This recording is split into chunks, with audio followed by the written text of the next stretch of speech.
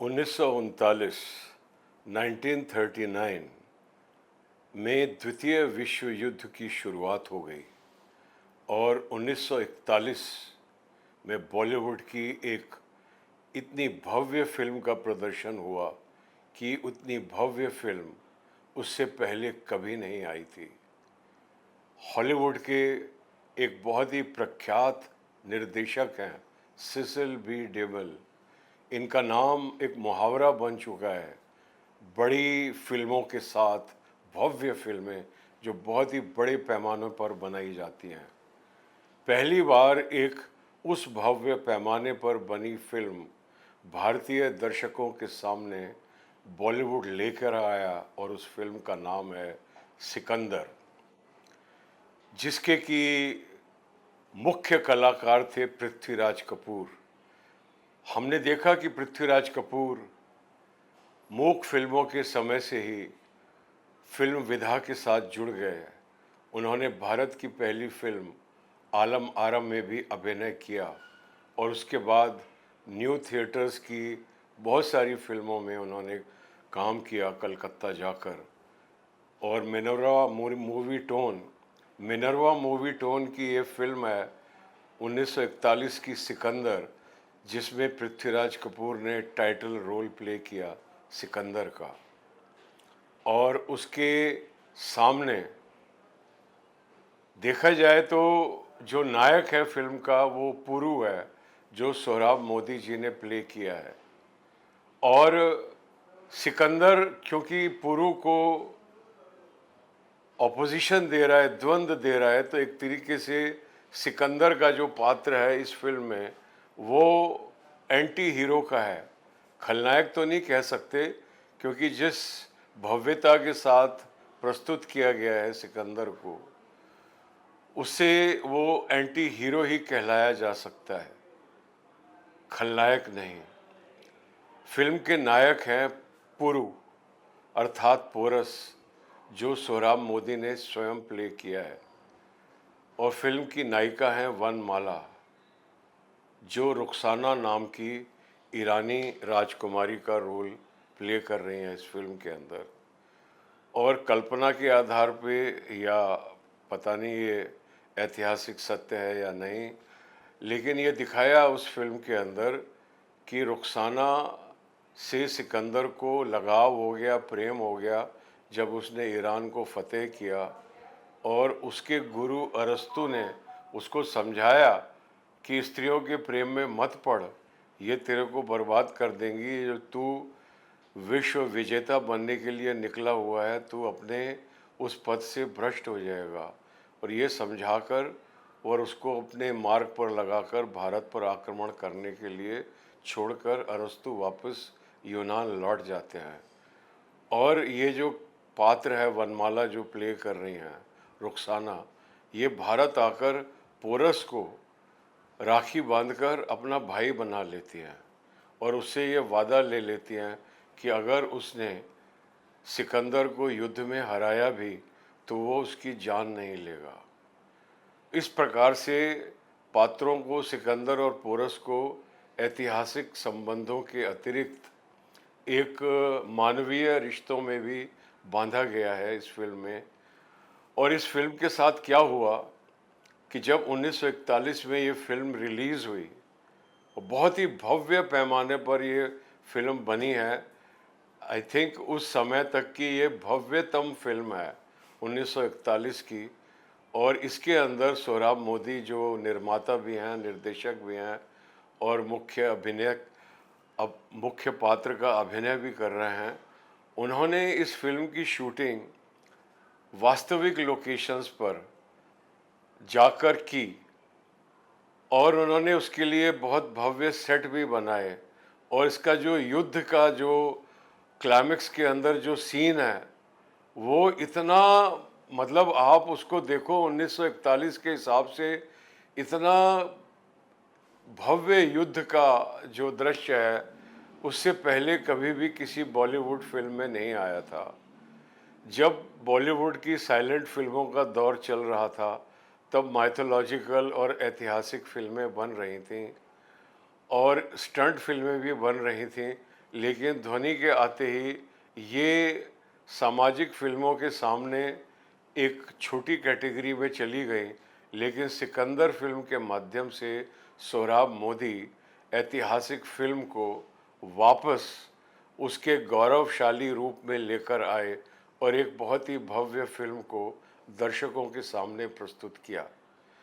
1941 तक भारत का स्वाधीनता आंदोलन भी जोर पकड़ चुका था और उसकी वजह से सिकंदर पिक्चर और भी ज़्यादा लोकप्रिय हुई, क्योंकि फिल्म के अंदर दर्शकों को भारतीय राष्ट्रवाद दिखाई दिया।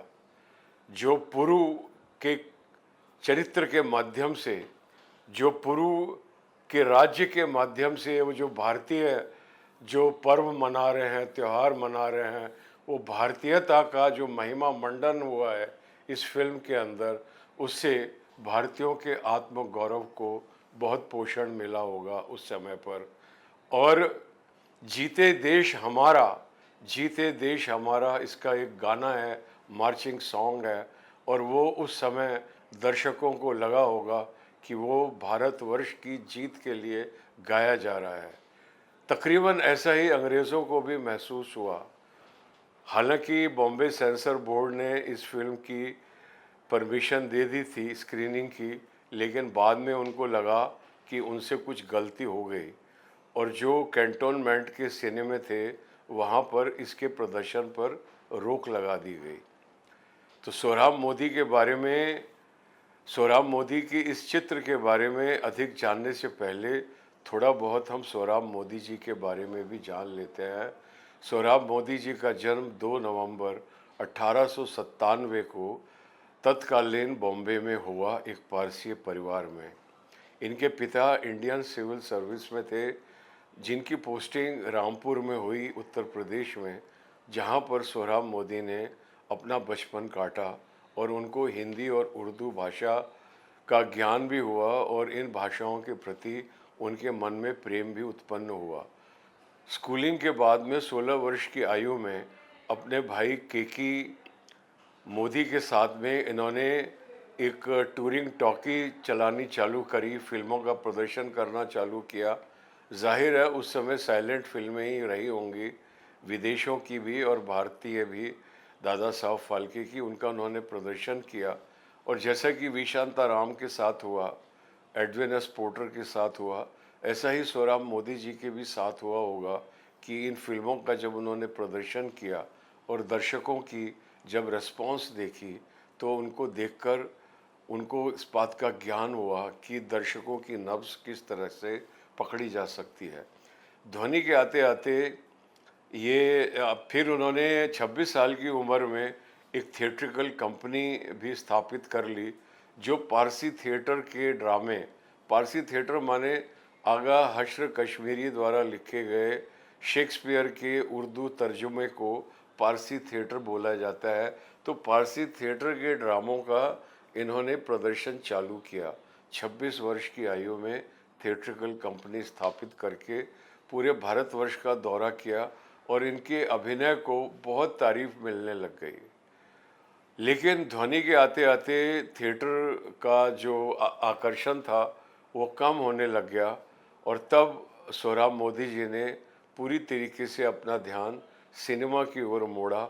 1936 में उन्होंने मिनर्वा मूवी टोन की स्थापना की, जिसने खून का खून, खून का खून is the Urdu version of Hamlet, और उसके अभिनय के लिए सोहराब मोदी जी को बहुत सराहना मिली, बहुत उन्होंने नाम कमाया।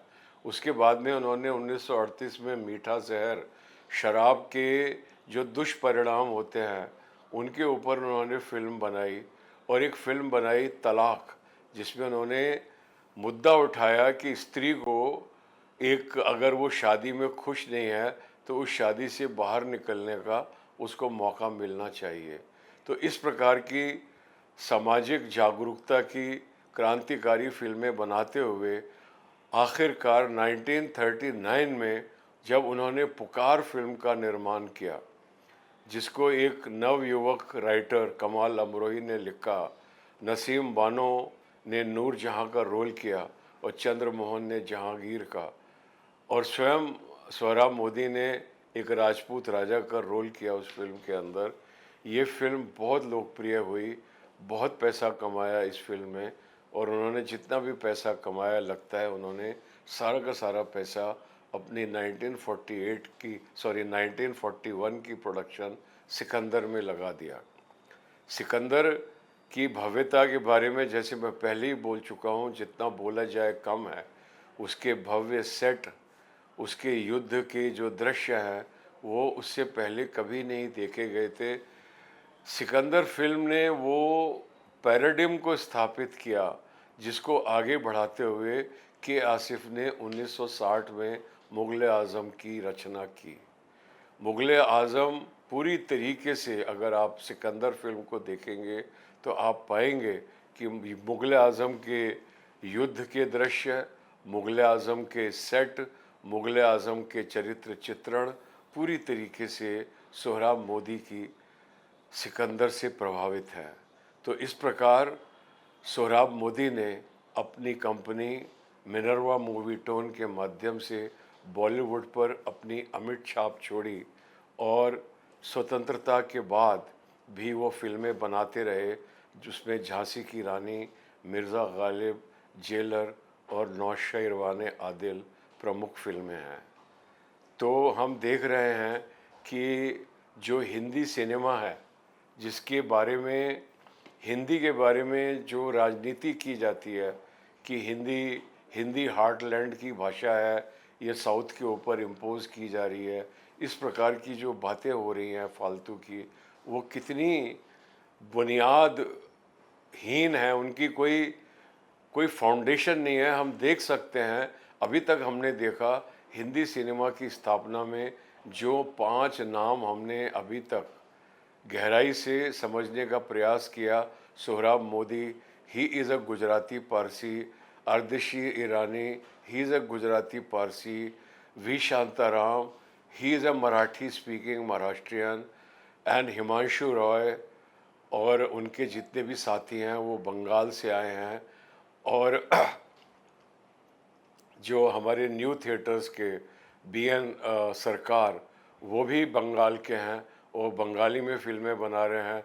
न्यू थिएटर्स बांग्ला में भी पिक्चरें बना रहा है और उनको हिंदी में भी बना रहा है। शांताराम जी मराठी में भी फिल्में बना रहे हैं और उनको हिंदी में भी बना रहे हैं।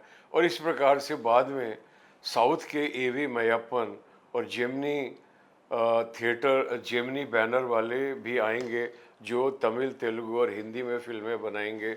तो हम देख रहे हैं कि हिंदी सिनेमा की स्थापना में जो प्रमुख नाम हम अब तक देख रहे हैं, उनमें से कोई भी नाम जो है उस क्षेत्र से नहीं है, जहां राजनीतिक रूप से हिंदी हार्टलैंड, काउ बेल्ट जिसको कहा जाता है, जितने भी निर्माता निर्देशक जिन्होंने बॉलीवुड की स्थापना रखी, वो सारे के सारे हिंदी हार्टलैंड से नहीं आए। देखते रहिए सिनेमाया।